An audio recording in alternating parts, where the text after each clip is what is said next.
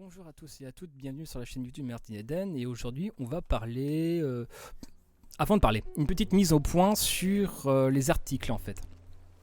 Alors je mettrai j'appellerai articles des articles qui peuvent dater de plusieurs années, comme c'était le cas pour celui de la nana s'était fait violer par la famille, enfin voilà le truc par rapport à Pierre Rabhi.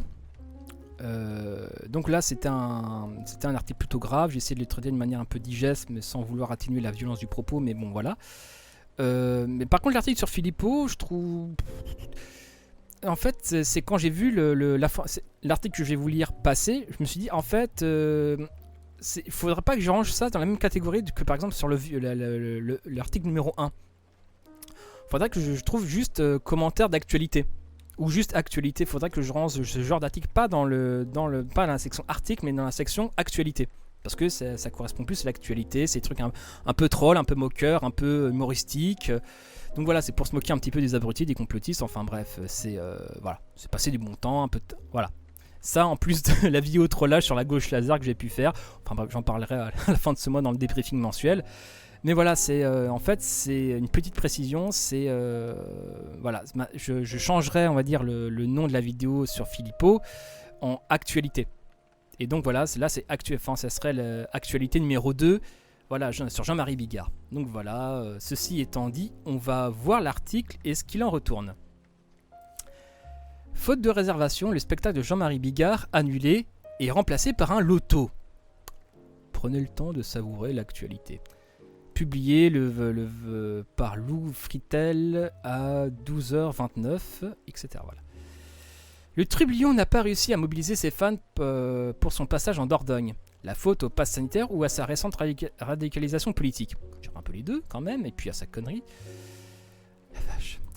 Mauvaise blague pour le roi des jeux de mots douteux et des invectives outrancières. Alors qu'il devait présenter son spectacle 100% blague mercredi 1er septembre au foyer socioculturel de Trélissac, en Dordogne, Jean-Marie Bigard a dû annuler sa venue, faute de places vendues. Et ce malgré l'ouverture des réservations dès le 21 juin et une campagne de publicité coûteuse. Alors, comme on dit dans le métier, ça va être très technique. Tiens, 29 places vendues. Organisée par l'association Le Rêve en musique, la représentation devait rassembler entre 400 et 450 spectateurs. Mais à ce jour, seules 29 places ont été écoulées. J'ai dépensé 2000 € en communication. Est-ce que c'est à cause des conneries que dit Bigard? Je n'en sais rien, mais 29 places vendues, j'ai jamais vu ça. Par contre, stupéfait, Anthony Tarot, président de l'association, au Figaro. La consternation devant le peu d'engouement du public est telle qu'il préfère ne pas attendre le 15 août pour décommander le one-man show. À la place, un loto est monté en catastrophe et 200 places sont écoulées. Alors, je dis ça... Ça serait, enfin drôle, je sais pas si ça serait très drôle on va dire, mais voilà, peut-être un duo avec Dieudonné, peut-être, quoique même pas en plus, et en plus non c'est le, quoique Dieudonné ce serait, de toute façon les pins, le concert en Corée du Nord il l'a jamais fait, ça a jamais rien changé, à la limite entre gens pathétiques, ouais. Ça serait ici que vous l'aurez écouté, il va faire un duo avec Dieudonné d'ici quelques temps, voilà c'est, je prophétise, voilà. Oh mon dieu, c'est dégueulasse. Alors, l'engouement de son place sont écoulés. Que le milieu du spectacle vivant continue de souffrir de la crise sanitaire est un fait. Concernant Jean-Marie Bigard, la situation est tout autre. Très impliqué dans le mouvement des Gilets jaunes, au point d'être présenté comme un potentiel trouble fait à la présidentielle, puis à la mouvance anti-vax, l'humoriste s'est distingué de ses pairs par ses sorties virulentes et des menaces à peine voilées contre le gouvernement et l'ordre établi. Voilà, figure des Gilets jaunes. Ça, plus Fly Rider, machin. On a les gourous qu'on mérite. Mais le credo anti-système ne commençait-il pas à s'essouffler? Il y a 2 semaines, une dame m'a appelé au sujet du spectacle. Je lui ai dit qu'il était annulé. Elle m'a alors répondu: Tant mieux, c'était un grossier personnage. C'est fou, nous prévoyons une pièce de théâtre de Jean-Pierre Castaldi qui se tiendra en décembre à Saint-Benoît, près de Poitiers, sans pub. Il nous a déjà écoulé 30 places. Alors là, au niveau gifle, c'est quand même assez la gifle de cow-boy. Hein. Continue Anthony Darro, qui ajoute que dans la même salle, à Trélissac, accueillera Olivier Villa le 4 et 5 septembre pour ses 20 ans de carrière, 2 jours après l'ouverture des réservations, il affichait quasiment complet. Ah ouais, en fait, c'est vénère, quoi. C'est vraiment vénère. 29... Ah la vache. Voilà, c'est des moments délicieux comme ça. Ce retour de bâton de Bigard. Princeless. Du côté de la production, on met ce peu d'entrain sur le compte de la situation sanitaire.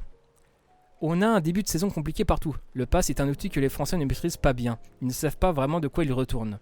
Quand même, respecte les Français. C'est juste un pass, quoi, merde. Putain, c'est pas rien de compliqué. Avance David Hardy, le producteur de l'humoriste. De toute façon, nous perdons des gens avec le pass sanitaire. Et ça, en général, et ça, c'est général. Le monde du spectacle a perdu 40% du taux de fréquentation. On nous dit qu'on n'est pas à l'abri d'un 4e confinement. Comment réserver des places de spectacle dans ces conditions ? Bah apparemment ça peut empêcher les autres de réserver, mais bon apparemment le déni est présent, Billy.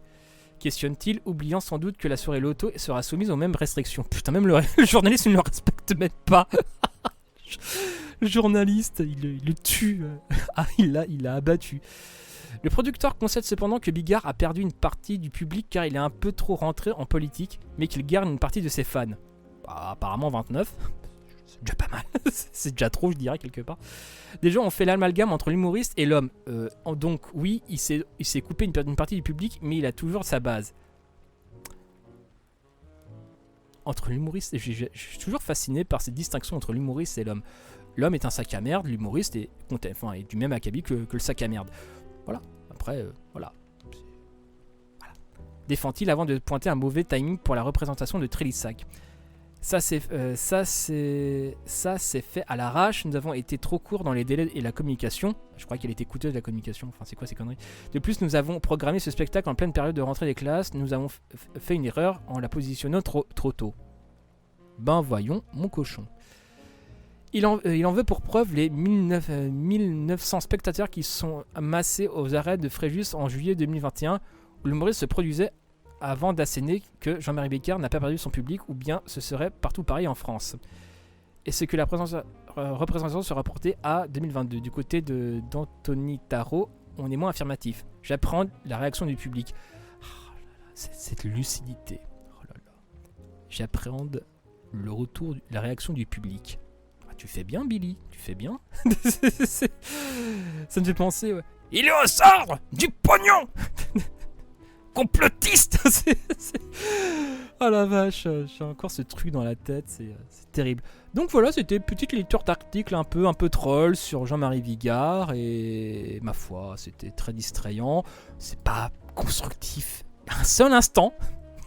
Portait qu'on sera dans le camp, voilà. Au moins on aura un petit peu rigolé un peu avant, parce que ces gens-là, c'est une catastrophe.